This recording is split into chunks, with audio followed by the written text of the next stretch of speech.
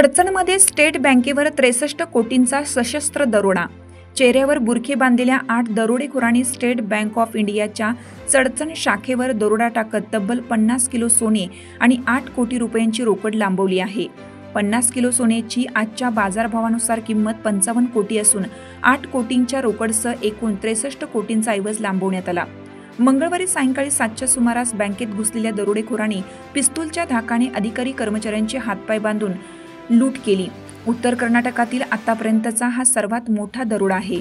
3 महिन्यापूर्वी मनगोळीमध्ये 29 कोटींची लूट झाली होती। त्यापेक्षाही हा दरोडा मोठा असून त्यामुळे विजापूर जिल्हा हादरून गेला आहे।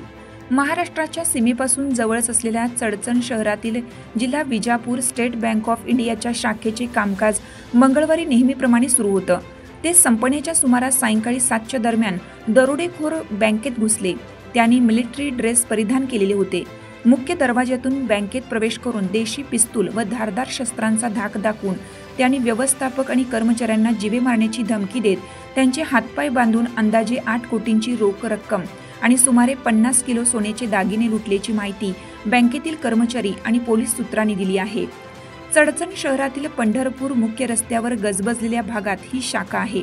दरोड्याची माहिती कळताच हजारोंच्या संख्येने नागरिक बँकेसमोर जमा झाले होते। त्यांना हटवण्यासाठीही पोलिसांना कसरत करावी लागली। चालू घडामोडींचे अपडेट्स जाणून घेण्यासाठी आपल्या हिरकणी न्यूज चॅनलला सबस्क्राइब जरूर करा, लाईक करा, कमेंट करा आणि शेअर करा। बेल आयकॉनवर प्रेस करा आणि नोटिफिकेशन्स मिळवा।